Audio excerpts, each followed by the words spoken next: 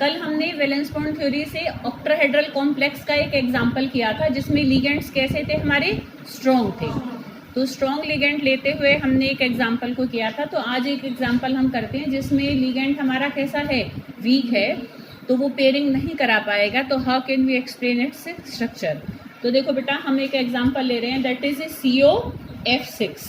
तो COF6 को अगर हम देखें तो देखो बेटा, इसमें हम इसको बिल्कुल उसी तरीके से करना है। जितना तुम इनको अप्लाई कर करके देखोगे उतनी प्रैक्टिस से अपने आप परफेक्शन आती चली जाएगी। ठीक है, तो इसमें अगर हम देखें तो सबसे पहले हम ऑक्सीडेशन स्टेट निकालेंगे। तो कोबाल्ट की ऑक्सीडेशन स्टेट इसमें भी क्या निकल कर आएगी, +3। ठीक है, 3 नेगेटिव इसकी इक्वल टू -3, तो x इज इक्वल टू +3 आ जाएगा। ठीक है बेटा, तो इसमें जब कोबाल्ट का हम ऑक्सीडेशन, अगर हम इसका क्या बनाएंगे, कन्फिग्रेशन बनाएंगे, valence shell electronic configuration of cobalt 3 positive. तो इसका अगर मैं बनाऊंगी, अब क्योंकि देखो बेटा वीक लिगेंड है यहाँ पर, देखो लिगेंड्स का हमें थोड़ा ध्यान रखकर चलना है। वैलेंस बॉन्ड थ्योरी ने कभी भी किसी लिगेंड को स्ट्रॉन्ग या वीक की उसने कोई हमें टेबल नहीं दी थी, कोई हमें ऑर्डर नहीं दिया था। उसने मतलब एग्जाम्पल का एक तरीके से जो एक्सपेरिमेंटल रिजल्ट आता था उस बेसिस पर वो मान लेता था उस लिगेंड को उस पर्टिकुलर एग्जाम्पल में कि ये स्ट्रॉन्ग है कि ये वीक है। बट क्रिस्टल फील्ड थ्योरी से हमें एक ऑर्डर मिला था, तो उस ऑर्डर के बेसिस पर और जितने एग्जाम्पल्स वैलेंस बॉन्ड थ्योरी ने करे हुए हैं उन एग्जाम्पल्स के बेसिस पर देखें तो नोट्स में तुम्हें देखो बेटा लास्ट में लिखे मिल जाएंगे कि किन लिगेंड्स को हम स्ट्रॉन्ग मान रहे हैं और किन को हम वीक मान रहे हैं, to explain the examples according to valence bond theory. देखो बेटा यहाँ मिलेगा तुम्हें, जहाँ पर वैलेंस बॉन्ड थ्योरी के ड्रॉबैक्स हैं जिस पेज पर, पेज नंबर 17, तो 16th पेज पर तुम्हें लास्ट में लिखे मिलेंगे। ठीक है, तो यहाँ मैंने यहाँ मेंशन कर दिया है कि देखो बेटा जितने भी एग्जांपल हम वैलेंस बॉन्ड थ्योरी में करेंगे तो CO कार्बोनिल, CN साइनाइडो, ठीक है, EN ये हमारे strong ligands according to crystal field theory भी होते हैं। ठीक है, इसमें हमने ऑक्जेलेटो को भी ले रखा है क्योंकि ज़्यादातर एग्जाम्पल वैलेंस बॉन्ड थ्योरी के जो हैं उसमें हम ऑक्जेलेटो को हम स्ट्रॉन्ग लिगेंड्स मानकर चलते हैं ना बेटा, तो हमारा क्या होता है, एग्जाम्पल एक्सप्लेन हो जाता है। Happy birthday. तो इसमें देखो बेटा, तो ज़्यादातर हमारे EN देखो ये क्लियर कट हमारे स्ट्रॉन्ग होते हैं हमेशा, इथेन मंटोडायमीन, कार्बोनिल लिगेंड और साइनाइडो लिगेंड। ऑक्जेलेटो को भी अगर हम वैलेंस बॉन्ड थ्योरी से जब कर रहे हैं तो हम स्ट्रॉन्ग मानकर ही हमारे मोस्टली एग्जाम्पल्स हो जाते हैं, इसलिए इसको मैंने यहाँ स्ट्रॉन्ग नहीं रखा हुआ है। ठीक है, वैसे वो बीच का सा होता है। जितने भी हेलाइड आइंस हैं, क्लोरिडो, ब्रोमिडो, फ्लोरिडो, आयोडाइडो, ये सारे कैसे होते हैं बेटा, वीक लिगेंड्स होते हैं। ये अगर आ जाए तो कभी भी तुम्हें पेयरिंग नहीं करनी है। ठीक है, क्लोरीन, ब्रोमीन, आयोडीन या तुम्हारा कौन सा बचा, फ्लोरीन। ठीक है, अगर इनमें से कोई भी आ रहा है तो वो हमारे पेयरिंग नहीं करा पाएंगे। EN, CO, CN, ऑक्स हो तो इनसे तुम पेयरिंग करा देना वैलेंस बॉन्ड थ्योरी में। तो अब 2 लिगेंड्स बचे, अमोनिया और वाटर। इसके भी बहुत सारे क्वेश्चंस हमारे वैलेंस बॉन्ड थ्योरी के ढेरों एग्जांपल्स हैं। अमोनिया और वाटर हमारे बीच के होते हैं, पेयरिंग करा भी सकते हैं, पेयरिंग नहीं भी करा सकते। अब हम ये कैसे जज करें, हाउ कैन वी जज कि ये पेयरिंग करा पाएंगे कि पेयरिंग नहीं करा पाएंगे। इस चीज़ को करने के लिए तुम्हें अपने एग्जाम्पल को ही देखना पड़ेगा, जो क्वेश्चन में वो पूछ रहा है ना उसके अकॉर्डिंगली तुम्हें आंसर करना है। जब कभी भी ऐसे लिगेंड्स होते हैं अगर थोड़ा सा भी कहीं कंफ्यूजन है तो वो तुम्हें पक्का उसमें ही क्या करेगा, गिवन करेगा, क्वेश्चन में ही वो तुम्हें कुछ ना कुछ हिंट देगा। जैसे अगर अमोनिया वाला लिगेंड वाला कोई कंपाउंड है वो ऐसे कहेगा, how can you say that it is a square planar complex. Square planar ज़्यादातर जब बनता है तो पेयरिंग से ही बनता है क्योंकि अंदर का D एक हमें खाली कराना पड़ता है।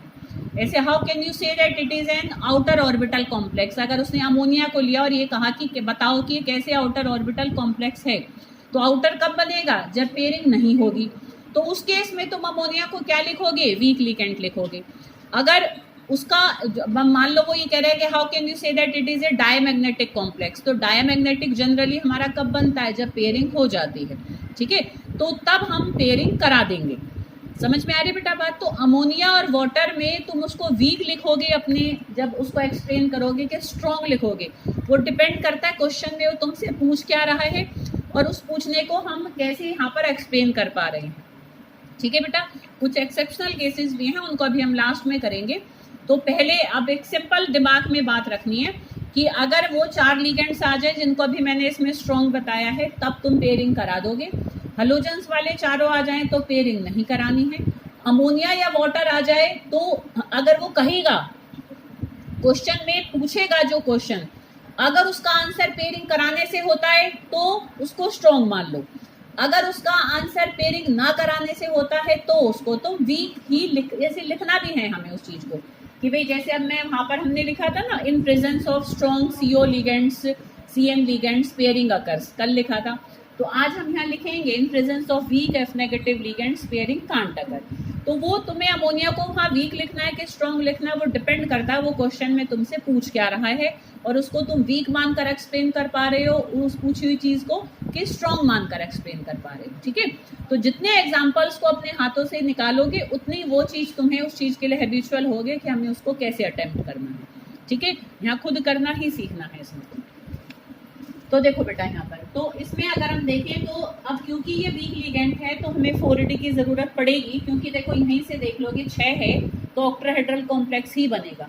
ऑक्टाहेड्रल है तो या तो इनर ऑर्बिटल बनेगा या आउटर ऑर्बिटल बनेगा। अब क्योंकि वीक लिगेंड है तो वीक लिगेंड के केस में जनरली हमारे आउटर ऑर्बिटल ही बनते हैं।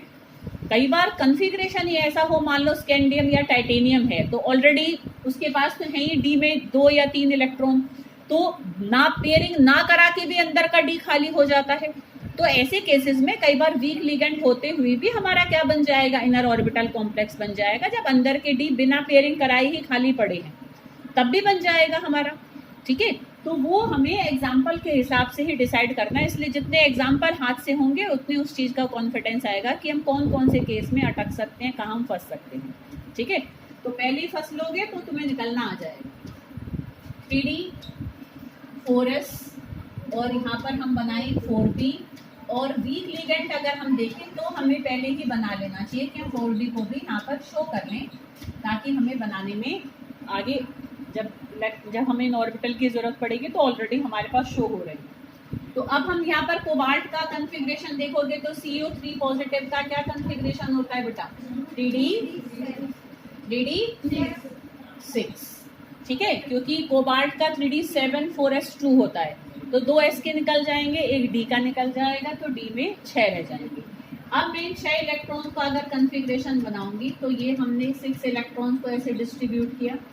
ठीक है, अब क्योंकि F नेगेटिव हमारा कैसा है, वीक लिगेंड है, तो यहाँ पर हम इस चीज को शो करेंगे कि इन प्रेजेंस ऑफ, कुछ भी सेंटेंस लिखो उसमें हमें बस ये शो करना है वो वीक है तो पेयरिंग नहीं होगी, स्ट्रॉन्ग है तो पेयरिंग हो जाएगी। इस लाइन को हमें किसी तरीके से शो करना है, in presence of weak F negative ligands,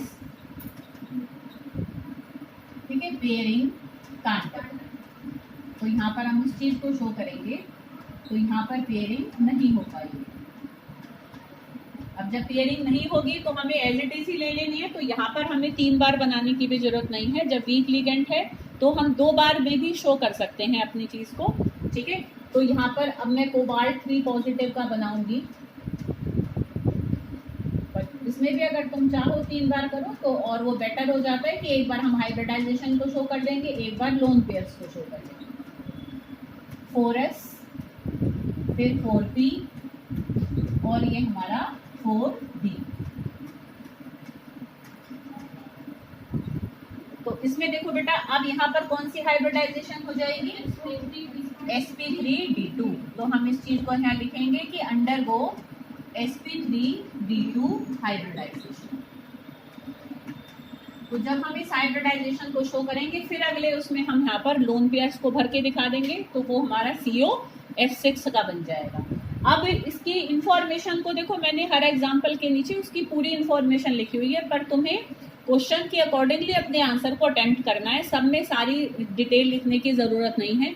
जब तक कि मान लो कोई ऐसा क्वेश्चन आए कि वो कहे कि explain COF6 3 negative according to valence bond theory, तब हमें सारी बातें लिखनी है। अब सारी बातों में भी 3 चीजों का देखो हमेशा ध्यान रखना है, तुम भूल भी जाओ तो 3 बातों का ध्यान रखो। एक तो हाइब्रिडाइजेशन क्या है वो लिखना है, एक शेप उसकी क्या है वो लिखनी है।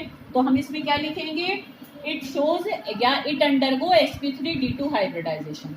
फिर लिखेंगे it is an outer orbital octahedral complex, कि यहाँ पर आउटर ऑर्बिटल्स यूज हुए। तो अगर ऑक्ट्राहेड्रल है तो तुम्हें ये जरूर बताना होगा वो आउटर ऑर्बिटल है कि इनर ऑर्बिटल है, ठीक है। तो it is an outer orbital octahedral complex, दूसरी बात। तीसरी बात हम क्या लिखेंगे, मैग्नेटिज्म के बारे में। तुम देख सकते हो यहाँ 4 अनपेयर्ड इलेक्ट्रॉन बचेंगे, तो हम तीसरी बात मैग्नेटिज्म को शो करेंगे कि it is a paramagnetic complex. तो 3 बातों को हमें मेंशन करना है कि हाइब्रिडाइजेशन क्या है, शेप का नाम क्या है, और उसका मैग्नेटिक बिहेवियर कैसा है, कि वो डायमैग्नेटिक है कि पैरामैग्नेटिक है।